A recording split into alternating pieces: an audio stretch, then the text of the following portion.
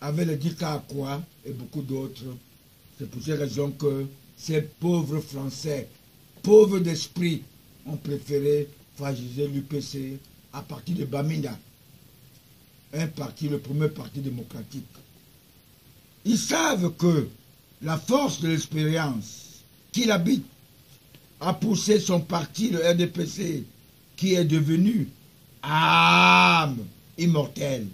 Même s'il y avait des brebis galeuses qui sont avec lui, raison de plus que mon champion a fermé le robinet de notre parti. Il n'est plus la vache à lait. Parce que le sondage en 2015 lui donnait 15% dans son fief à Sarmelima. Ces antibia tapis dans l'ombre ont changé à 85%. Et raison de plus, qui s'est amené à faire toilettage dans notre parti, le RDPC. En ma qualité de politologue spirituel, le congrès extraordinaire retarde parce que dans notre parti, ils ont pu placer les plus médiocres pour remplacer les médiocres. Nous attendions le congrès extraordinaire du premier parti démocratique du RDPC, créé le 24 mars 1985 à Bamenda, le lieu de sa naissance. Le Cameroun ne sera jamais déstabilisé. Les colonisateurs veulent éteindre notre parti dans son lieu de naissance. Dans leur petit cerveau, ils prétendent que l'Afrique est toujours dupe. Le Cameroun connaît bien son histoire de la période coloniale. Nous ne pouvons pas être recolonisés. Nous ne pouvons pas être déstabilisés. Nous sommes tous soudés derrière Paul Biya. Voyez nos pays voisins. La République démocratique du Congo qui vient de prouver aux Africains qui ne sont plus dupes, car ils se sont rappelés de la recommandation du roi belge en 1883 qui disait aux missionnaires de notre église catholique qui se rendaient en Afrique noire. Je remercie beaucoup la chaîne de télévision Afrique Média qui a pu montrer cette scène rocambolesque à la jeunesse africaine. Car les jeunes ne sont pas les fers de lance, les jeunes sont l'avenir de l'Afrique. Je me félicite pour le doyen des chefs d'État africains. J'ai nommé son excellent Paul Biya, n'est plus seul dans son combat de cette lutte du patriotisme, car il est le choix de Dieu de notre pays, le Cameroun, et non seulement pour le Cameroun, pour l'Afrique de la zone CEMAC.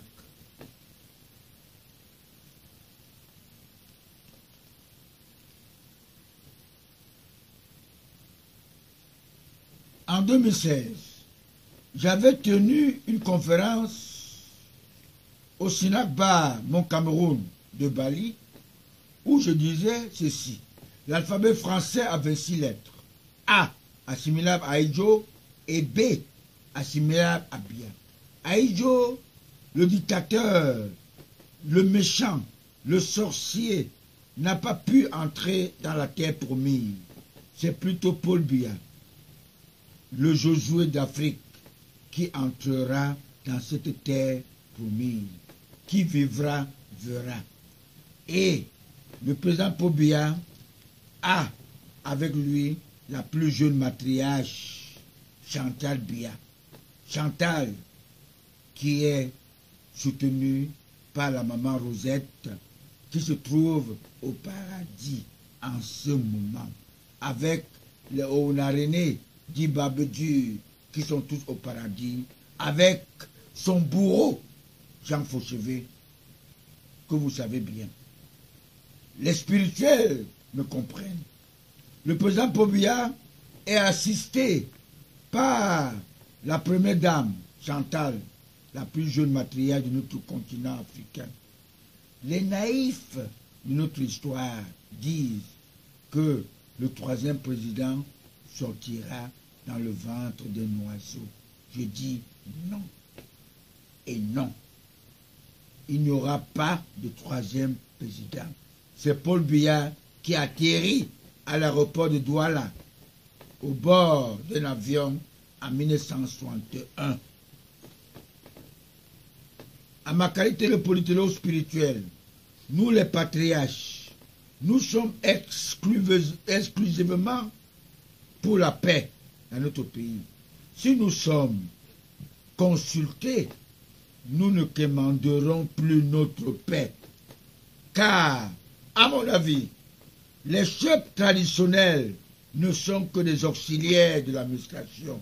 Ils ne sont pas les garants de l'éternité de nos ancêtres, car ils sont des adeptes du roi héros. Et le président Paul Biya, le grand patriarche, les a mis tous dans la sauce. Ils sont avec lui. Les chefs traditionnels sont commandés par les sous-préfets des arrondissements. Ils ne peuvent rien dire et ils ne sont tous que des gens qui ne sont que des francs-maçons, des gens qui sont derrière le diable. Paul Biya les maîtrise, il les connaît. En résumé, je peux me permettre d'informer tous les Camerounais de savoir que la vraie nomination se fera après les élections législatives et municipales. Personne ne sera de trop.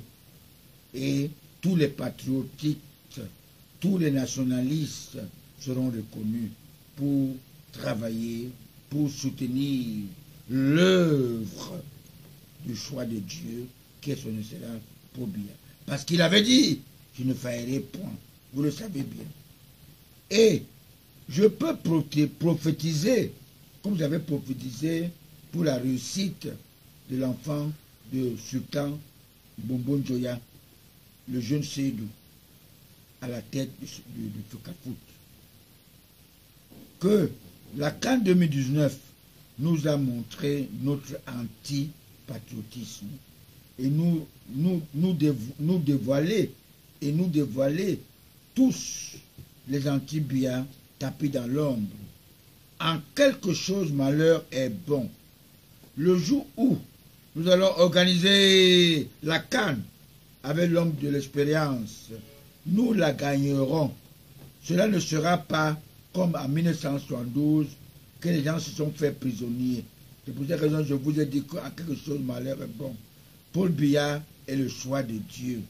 Il va lentement et sûrement. Il parle peu. Il ne dit pas de n'importe quoi. Ne croyez pas que nous avons raté la canne. C'est un malheur ou une catastrophe. Tous les données, tous ceux qui sont là, tous ceux qui ont volé, tous ceux qui ont détruit la canne vont payer. Ils payeront. Et ce sont eux que le président Paul Biya a l'œil sur eux. Il n'est pas faible. Paul Biya est un esprit. Parce que notre